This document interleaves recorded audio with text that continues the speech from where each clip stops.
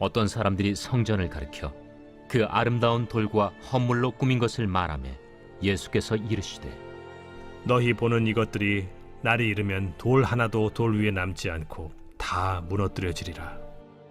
선생님이요, 그러면 어느 때에 이런 일이 있겠사오며 이런 일이 일어나려 할 때에 무슨 징조가 있사오리까?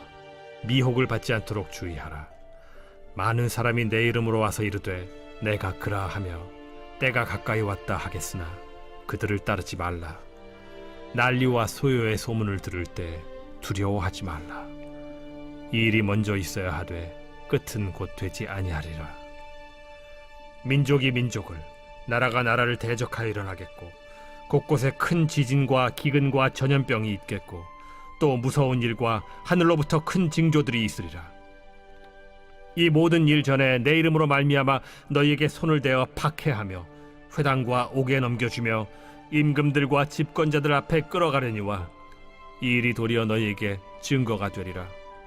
그러므로 너희는 변명할 것을 미리 궁리하지 않도록 명심하라. 내가 너희의 모든 대적이 능히 대항하거나 변박할 수 없는 구변과 지혜를 너희에게 주리라. 심지어 부모와 형제와 친척과 벗이 너희를 넘겨주어 너희 중에 며칠 죽이게 하겠고 또 너희가 내 이름으로 말미암아 모든 사람에게 미움을 받을 것이나 너희 머리털 하나도 상하지 아니하리라. 너희의 인내로 너희 영혼을 얻으리라. 여러분 반갑습니다. 오늘도 큐트로 여는 기막힌 하루입니다. 본 말씀 누가복음 2장 5절부터 19절의 말씀입니다. 자, 오늘 본문에서 예수님은 마지막 때가 가까울수록 일어날 징조에 대해서 말씀해주고 계십니다. 자, 마지막 날에 우리가 보게 될 징조가 무엇입니까? 자, 먼저 첫 번째로 이 세상의 모든 것은 반드시 끝이 있습니다. 자, 5절부터 7절의 말씀에 어떤 사람이 성전을 가리켜 그 아름다운 돌과 헌물로 꾸민 것을 말하며 예수께서 이르시되 너희 보는 이것들이 날이 이르면 돌 하나도 돌 위에 남지 않고 다 무너뜨려지리라. 그들이 물어 이르되 선생님이여 그러면 어느 때 이런 일이 일어나겠사오며 이런 일이 일어나려 할 때 무슨 징조가 있사오리까 그랬습니다. 자, 오늘 말씀을 보니까 어떤 사람들이 아름다운 돌과 헌물로 꾸며진 웅장한 성전을 보면서 자랑스러워했습니다. 자, 그런데 주님은 그들을 향해 너희들이 그토록 자랑하는 이 성전이 돌 하나도 돌 위에 남지 않고 다 무너뜨려지리라고 말씀하시는 것입니다. 여러분, 그들에게는 오늘 예수님의 이 말씀이 너무 충격적이었습니다. 왜냐하면 유대인들에게 성전이란 하나님의 집입니다. 하나님이 영원하시든 하나님의 성전도 영원할 것이라는 믿음이 있었습니다. 그러니 그들은 다른 건 몰라도 성전은 절대로 무너지지 않을 것이라고 믿었던 것입니다. 그런데 오늘 예수님이 그 성전이 흔적도 없이 무너질 것이라고 하시니 이게 그들에게 얼마나 큰 충격이었겠습니까? 여러분, 결국 예수님이 하시는 말씀이 뭡니까? 이 땅에 영원한 것은 없다는 것입니다. 다른 건 몰라도 이것만큼은 다르다 하는 헛된 기대, 헛된 믿음은 반드시 무너지게 되는 것입니다. 여러분, 특별히 하나님은요, 내가 내 자신에게 거는 그 헛된 기대와 믿음을 절대로 그냥 두지 않으십니다. 우리 인간은 조금만 인생이 잘 되고 잘 풀리면 끝도 없이 교만의 성을 쌓습니다. 그리고 자기를 높이면서 나는 할 수 있다, 나는 다르다 하며 자신을 속이고 기만합니다. 그렇게 하나님은 내가 그렇게 자랑하던 그 지식도 힘도 능력도 아무것도 아니라는 것을 깨닫게 하시기 위해 인생의 한계 상황을 만나게 하셔서 나의 교만이 돌 하나도 돌 위에 남지 않고 다 무너지게 하시는 것입니다. 제가 지난 수요 예배 때도 함께 나눴지만 혹시 못 들으신 성도님들을 위해 한 번 더 나누고자 합니다. 최근의 일입니다. 우리 교회 한 여 집사님이 계시는데요. 그분은 평소에 마음에 남편에 대한 깊은 무시가 있었습니다. 교회 다닌다고 하면서 술, 담배 끊지 못하고 이런저런 일로 돈 사고를 일으키는 이 남편이 무시가 된 것입니다. 그러면서 이 집사님 늘 속으로 생각하기를 사고는 남편이 치는 거야. 남편만 사고 안 치면 편히 살겠다. 라고 하면서 다른 건 몰라도 나는 저 남편처럼 사고는 안 친다고 스스로 자만했던 것입니다. 자, 그런데요. 어느 날 예배 지장이 안 가는 한에서 소일거리로 하는 아르바이트를 알아보게 되었습니다. 자, 그러던 중에 동영상을 보기만 하면 건당 얼마를 준다는 알바를 알게 되었습니다. 힘도 안 들고요. 또 편안하고 빠르게 돈을 벌 수 있다는 그 말에 이 알바를 시작하게 되었습니다. 처음에는 아무 이상이 없었습니다. 약속대로 돈도 따박따박 들어왔습니다. 야, 이게 웬 행운이냐 라는 생각도 들었습니다. 그런데요, 그게 함정이었습니다.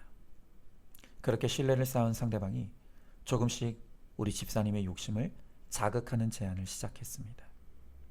그러면서 어느새 꽤 큰 돈을 들이는 투자 사기에 빠져들게 되었습니다. 소위 말하는 피싱 사기를 당한 것입니다. 집사님은 이 수치의 사건을 겪으면서 나는 남편과 다르다며 스스로 자신을 자만했던 이 교만의 죄를 하나님이 무너뜨리시기 위해서 오늘 이 사건을 허락하셨다는 것이 깨달아졌다고 했습니다. 그리고 이 사건을 통해서 그동안 내가 남편보다 옳다고 여겼던 이 자신의 교만이 돌 하나도 돌 위에 남지 않고 다 무너지게 되었다고 고백하는 것입니다. 여러분, 그렇습니다. 하나님은 내 인생에 기가 막힌 사건을 허락하셔서 우리가 스스로 쌓아 올리는 헛된 기대, 헛된 믿음, 헛된 교만을 반드시 돌 하나도 돌 위에 남지 않으시고 다 무너뜨리십니다. 그리고 그 무너진 자리에 하나님이 거하시는 영의 성전을 지으시고 우리로 하나님 안에서 진정으로 영원한 생명, 영원한 사랑, 영원한 평강을 얻고 누리게 하시는 것입니다. 자, 한번 질문해 봅니다. 다른 사람은 몰라도 나는 절대 그럴 일이 없다고 자부하는 게 있습니까? 바로 그것이 하나님이 가장 싫어하시는 교만이라는 것을 깨닫고 있습니까? 하나님께서 내 교만을 무너뜨리시려고 허락하신 그 기가 막힌 사건이 무엇입니까? 자, 두 번째로 사람은 그 누구도 믿음의 대상이 아닙니다. 자, 오늘 8절의 말씀에 이르시되 미혹을 받지 않도록 주의하라. 많은 사람이 내 이름으로 와서 이르되 내가 그러하며 때가 가까이 왔다 하겠으나 그들을 따르지 말라 그랬습니다. 자, 오늘 예수님은 마지막 때가 가까울수록 거짓 선지자들이 많이 일어나 믿는 나를 미혹한다고 합니다. 여러분, 사람은 나도 남도 그 누구도 믿음의 대상이 아닙니다. 그런데도 우리는 사람에 대한 이 헛된 기대와 믿음을 좀처럼 내려놓지를 못합니다. 그래서 남편을 믿고 아내를 믿고 자녀를 믿다가 어느 날 내 기대와 믿음이 배신으로 돌아오면 딱 그만큼 서로를 미워하고 증오합니다. 제가 한 변호사님이 올린 영상을 보게 되었습니다. 그 영상의 제목이요, 변호사로 일하면서 알게 된 인생의 어두운 진실 10가지 라는 제목의 영상이었습니다. 그 영상에서 그 변호사님은 내가 변호사로 일하면서 알게 된 그 어두운 진실 중에 하나가 뭔가 하니까 모성애 부성애가 없는 부부가 그렇게 많더라는 것입니다. 여러분, 요즘 제가 계속 부르짖는 것이 무엇입니까? 이 땅에 인간 신화는 없다는 것입니다. 여러분, 특히 부모 신화도 없습니다. 우리는 내가 그리는 이상적인 부모상을 만들어 놓고 부모라면 당연히 이래야 한다고 부르짖습니다. 그러면서 내 기대에 미치지 못하는 부모를 정죄하고 비난합니다. 여러분, 그런데요, 이 땅에 내가 당연하다고 생각하는 그런 이상적인 부모는 존재하지 않습니다. 그냥 그건 내가 만들어낸 우상이고 허구일 뿐입니다. 저에게도 부모에 대한 신화가 있었습니다. 저의 부모 신화는 부모는 당연히 자녀를 차별하지 않고 공평하게 사랑해야 한다는 것이었습니다. 저는 부모는 당연히 그래야 된다고 생각하면서 큰형만 더 사랑하는 것 같은 아버지를 정죄하고 비난했습니다. 그런데요, 제가 부모가 되었습니다. 자녀를 한 명만 낳았어도 몰랐을 텐데 두 자녀를 낳고 길러보니 제가 당연한 줄 알았던 그 공평한 사랑이 제가 전혀 되지 않는다는 사실을 깨닫게 되었습니다. 제가 제 아버지보다 더 편애를 하는 사람이었습니다. 여러분, 그러다 보니까 이제 감히 저는 제 아버지를 비난하지 않습니다. 완전히 입이 다물어졌습니다. 하나님은 제가 지난날 만들어 놓은 부모 신화를 가지고 제 부모님을 비난하고 정죄했던 것이 얼마나 큰 죄악인지를 깨닫게 하셨고 회개하게 하셨습니다. 여러분, 인간은 그 누구도 예외 없이 믿음의 대상이 아닙니다. 사람은 다만 구원을 위해 품고 사랑만 할 대상일 뿐입니다. 여러분, 그렇기 때문에 이제는 우리가 믿음의 사람으로서 절대로 하지 말아야 될 말이 이런 것입니다. 내가 그 사람 정말 믿었는데 실망했어. 그 사람이 그럴 줄은 몰랐어. 여러분, 그 사람이 나를 실망시킨 게 아닙니다. 내 기대가 나를 실망시켰을 뿐입니다. 그렇게 외치고 또 외치는데도 우리가 또 사람에게 기대하고 사람에게 믿음을 두면 훗날 반드시 당신이 어떻게 그럴 수 있느냐는 일이 오게 됩니다. 하지만 이 모든 것도 있어야 할 일입니다.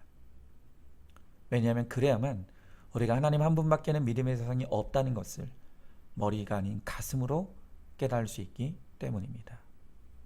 자, 한번 질문해 봅니다. 당연히 그래야 한다며 헛된 신화를 부르짖고 있는 대상이 누구입니까? 그 사람 때문에 실망하고 상처받은 것이 아니라 내 기대와 욕심이 나를 실망시켰다는 것을 깨닫습니까? 오직 하나님 한 분만이 나의 믿음의 대상임을 알고 있습니까? 마지막 세 번째로, 인내하면 승리합니다. 오늘 19절에 너희의 인내로 너희 영혼을 얻으리라 그랬습니다. 여러분, 이제는 나도 나를 믿을 수 없습니다. 배우자도 자녀도 부모 형제도 누구도 믿음의 대상이 아닙니다. 그저 사람은 구원을 위해 품고 인내하고 사랑만 할 대상일 뿐입니다. 자, 그런데요, 우리가 구원을 위해 사랑만 하려는 나를 내 집안의 식구들이 조롱하고 핍박하고 무시합니다. 그럴 때 우리가 끝까지 인내한다는 것은 너무 어려운 일입니다. 여러분, 바로 그렇기 때문에 내가 집안에서 미움을 받을지라도 그들에게 어떤 태도를 보이는지 보여줄 의무가 있습니다. 배우자가 바람피고 돈 사고 칠 때, 자녀가 방황할 때 내가 반드시 보여줘야 할 얼굴이 있습니다. 나를 미워할 때 이를 악물고 견디면 그냥 이만 빠집니다. 지금 내가 이를 악물고 견디는지 영혼을 얻으리라는 약속을 붙잡고 견디는지 상대방이 다 합니다. 영적 진실성의 결과는 인내라고 했습니다. 견디고 인내하는 것을 못하면 구원은 이루어지지 않습니다.